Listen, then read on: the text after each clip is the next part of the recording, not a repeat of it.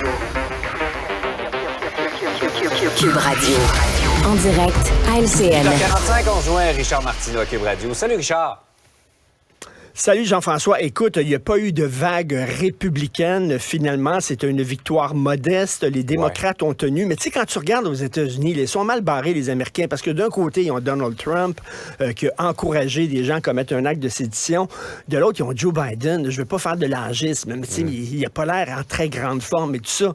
Tu sais, moi, sais-tu qui je verrais comme président des États-Unis? Quel lapin tu vas sortir de ton chapeau? Je ne sais pas.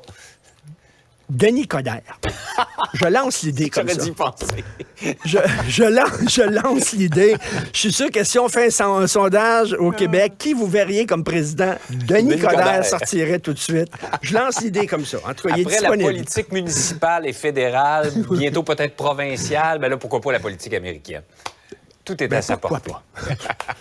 Hey Richard, j'ai hâte de t'entendre là-dessus parce que nous sommes en sécurité au Québec. La Garde nationale du Québec est là pour protéger et défendre le peuple, je le dis un peu avec ironie, là. Des gens qui se font passer pour des faux policiers et qui pensent avoir des pouvoirs d'arrestation. Écoute, Jean-François, moi, je suis comme toi. Là. Dès que j'entends quelqu'un qui dit on veut protéger, défendre le peuple, le mot peuple, dès que j'entends ça, toutes les lumières rouges sur mon tableau de bord s'allument. Tu comprends-tu? Là, quelqu'un qui dit peuple, là, déjà, là, je me dis, oh boy, OK. Alors, ce sont des gens qui se font passer pour des policiers qui font des arrestations citoyennes. Parce que oui, comme citoyen, on a le droit d'arrêter notre voisin si on prend en flagrant délit de commettre un crime. Donc, eux veulent faire fermer des centres de vaccination et tout ça. C'est le complotisme. Et comme dirait ma mère, ça se crée. Ça se crée, ce monde-là. Là. Hein? Ils se créent en maudit. Eux autres, là, attends une minute, m'a dit, là, c'est des policiers, puis ils veulent défendre le peuple, puis tout ça, fermer les centres de vaccination. Il y a des gens qui jouent à Donjons et Dragons. Eux autres, ils jouent à être des policiers pour nous défendre contre les méchants Big Pharma qui veulent, bien sûr, nous implanter des puces électroniques sous la peau. Et là, pendant la pandémie, Jean-François, je disais que ces gens-là étaient des coucous.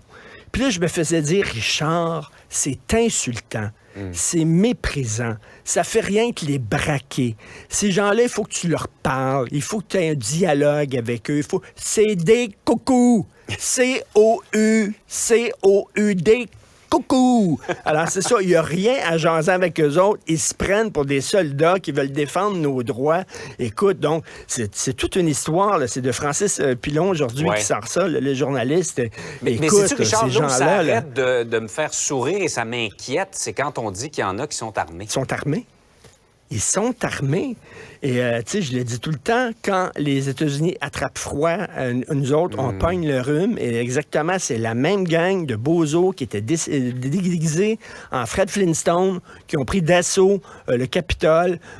C'est dans la même galaxie nébuleuse. Et comme tu dis, on peut en rire, mais c'est aussi extrêmement inquiétant de voir que ce vent-là de complotisme souffle aussi chez nous. Si ça vous arrivait, en tout cas, de vous faire arrêter par des membres de cette garde nationale, on vous dit composer carrément le 911, vous appelez la vraie police, parce qu'ils n'ont pas le droit de vous arrêter. Tout à fait. On est dans le complot ce matin, mais celui-là est plus documenté cependant, Richard. Oui. La Chine aurait tenté de s'ingérer dans les élections canadiennes en 2019. Ben c'est ça, on savait que les Russes avaient tenté de s'ingérer dans les élections américaines, mais là, c'est un scoop, c'est une bombe là, du réseau Global News qui a sorti ça. En 2019, lors des élections fédérales, 11 candidats fédéraux qui auraient été payés, littéralement financés par l'aide d'un intermédiaire par le gouvernement chinois. On dit que le gouvernement chinois a plusieurs agents d'espionnage qui sont actifs en sol canadien. Ils ont mis sur pied toutes sortes d'associations bidons qui servent à espionner des élus canadiens, à tenter de les influencer, à organiser des manifestations, harceler et intimider des dissidents chinois qui sont ici. Bref, la Chine, elle est présente ici. C'est drôle, on en parle beaucoup au Canada anglais, beaucoup moins malheureusement au Québec.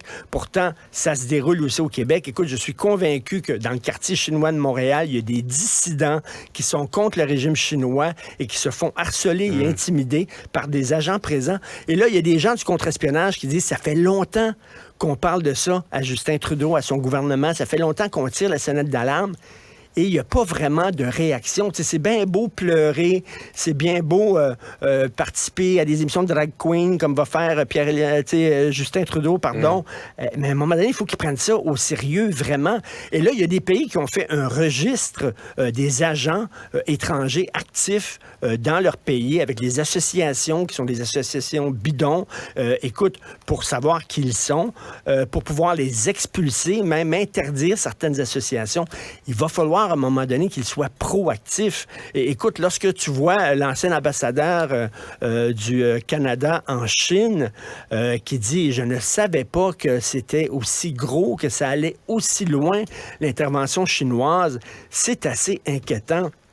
Et il faut vraiment que Justin Trudeau prenne des mesures coercitives. Mais là, on dit, s'il fait un registre qui va cibler certaines associations chinoises, certains individus, que c'est de la discrimination contre les Chinois. C'est pas tous les Chinois là, qui travaillent pour le Parti communiste de Chine, mais il y en a quelques-uns qui sont présents chez nous. Il faut arrêter d'avoir la tête dans le sable et de prendre ça au sérieux. Disons que nos relations avec le gouvernement chinois ne sont pas au beau fixe. Il y a eu plusieurs petits problèmes au cours des dernières années. Richard, passe. C'est ça, il y a des guerres qui se déroulent où tu n'as pas besoin d'armée. Il y a des guerres qui sont un peu plus underground, un peu plus secrètes. Et quand même bonne journée, Jean-François. Salut. Cube Radio.